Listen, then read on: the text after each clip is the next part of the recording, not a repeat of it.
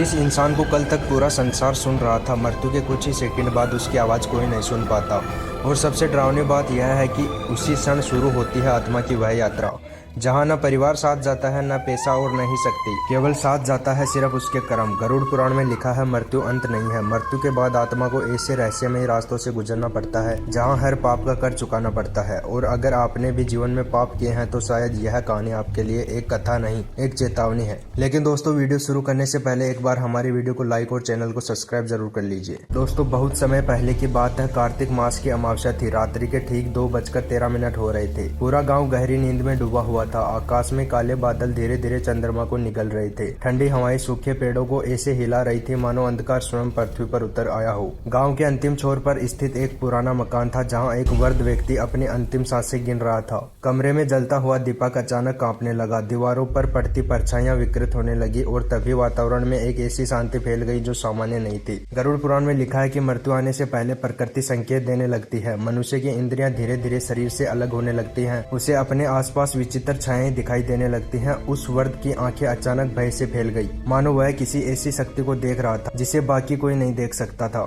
धीरे धीरे उसकी सांस रुक गई और अगले ही क्षण उसके शरीर के ऊपर एक हल्की नीली पारदर्शी आकृति प्रकट हुई। वह उसकी आत्मा थी। उसे समझ नहीं आ रहा था कि उसके साथ हो क्या रहा है। वह अपने ही निर्जीव शरीर को देख रही थी। परिवार रो रहा था, लेकिन अब उसकी आवाज कोई नहीं सुन पा रहा था। उसी क्षण कमरे का तापमान अचानक गिरने लगा। दीपक अपने आप बुझ गया और अंधकार के बीच दो विशाल छायाएं प्रकट हुई। गरुड़ पुराण के अनुसार यही वे क्षण होते हैं जब यमदूत आत्मा को लेने आते हैं। उनकी आंखें अंगारों की तरह जल रही थी। शरीर से धुएं जैसी काली ऊर्जा निकल रही थी। उनके कदमों की आवाज सुनाई नहीं दे रही थी, लेकिन उनकी उपस्थिति आत्मा के भीतर तक कपा रही थी। आत्मा भागना चाहती थी, लेकिन अब बहुत देर हो चुकी थी। जैसे ही यमदूत आगे बढ़े, पूरा कमरा मानो समय से बाहर चला गया। परिवार रोता रहा, लेकिन आत्मा अब उस संसार से कट चुकी थी। गरुड़ पुराण में वर्णित है कि मृत्यु के तुरंत बाद आत्मा को यह विश्वास ही नहीं होता कि वह मर चुकी है। वह अपने घर, अपने परिवार, अपनी अधूरी इच्छाओं से बंधी रहती है, लेकिन यमदूत किसी को रुकने नहीं देते। धीरे धीरे वह आत्मा अंधकार में मार्ग पर ले जाने लगती है। चारों ओर घना कोहरा था।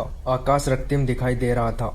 दूर कहीं हजारों आत्माओं के रोने की आवाज गूंज रही थी। और तभी उस आत्मा ने पहली बार वह नदी देखी जिसका वर्णन सदियों से ग्रंथों में किया गया है। वैतरणी नदी, रक्त, कीचड़ और पापों से भरी भयानक नदी। उसमें विचित्र जीव तैर रहे थे। नदी से उठती दुर्गंध आत्मा को भीतर तक भयभीत कर रही थी। गरुड़ पुराण के अनुसार जिस मनुष्य ने जीवन में पाप किए हो, दया न की हो, धर्म का अपमान किया हो, उसके लिए वैतरणी नदी पार करना अत्यंत कष्टदायक होता है। आत्मा कांपने लगी। उसे अपने सारे कर्म याद आने लगे।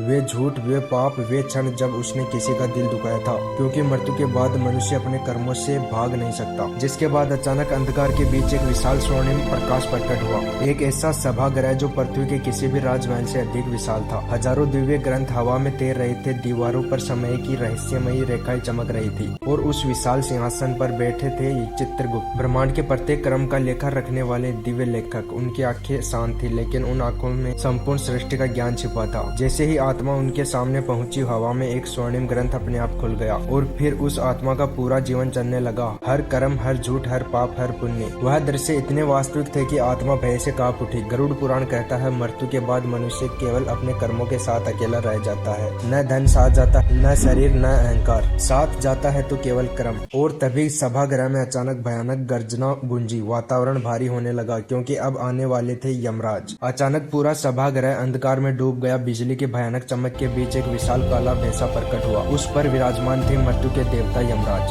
उनकी आंखों में अग्नि जल रही थी। हाथ में कालदंड चमक रहा था। उनकी उपस्थिति मात्र से आत्माएं कांप उठती थी। गरुड़ पुराण में कहा गया है कि यमराज निष्पक्ष हैं। वे न किसी से द्वेष करते हैं, न किसी पर दया। वे केवल कर्मों का न्याय करते हैं। और तभी चित्रगुप्त का ग्रंथ चमकने लगा। आत्मा के जीवन के सारे रहस्य प्रकट होने लगे। वे क्षण जब उसने किसी भूखे को भोजन कराया था, और वे क्षण भी जब उसने स्वार्थ में किसी का दिल तोड़ा था। अब कुछ छिपा नहीं था, क्योंकि मृत्यु के बाद सत्य स्वयं सामने आ जाता है। आत्मा भय से कांप रही थी। उसे पहली बार समझ आ रहा था कि जीवन कितना छोटा था और पापों का भार कितना बड़ा। यमराज के संकेत के साथ ही वातावरण बदलने लगा। आत्मा के सामने ऐसे दृश्य प्रकट होने लगे जिन्हें देखकर उसका अस्तित्व कांप उठा। अग्नि की नदियां चीखती, आत्माएं अंधकार में गूंजती। गरुड़ पुराण में वर्णित नरक, जहाँ हर पाप के लिए अलग दंड बताया गया है। जो लोग छल करते हैं, जो निर्दोषों को कष्ट देते हैं, जो धर्म का अपमान करते हैं, उनकी आत्माएं भयानक यातनाओं से गुजरती हैं। लेकिन सबसे भयावह बात यह थी कि वह समय नहीं था। एक क्षण भी सदियों जैसा महसूस होता था। आत्मा अब रो रही है। उसे अपने जीवन के वे क्षण याद आने लगे जब उसे सुधरने का अवसर मिला, लेकिन उसने कभी ध्यान नहीं दिया। और यही कलयुग का सबसे बड़ा सत्य है। मनुष्य मृत्यु को भूलकर जीता है। और तभी अंधकार के बीच अचानक एक दिव्य प्रकाश प्रकट हुआ। वातावरण में मंत्रों की ध्वनि गूंजने लगी। गरुड़ प्रकट हुए।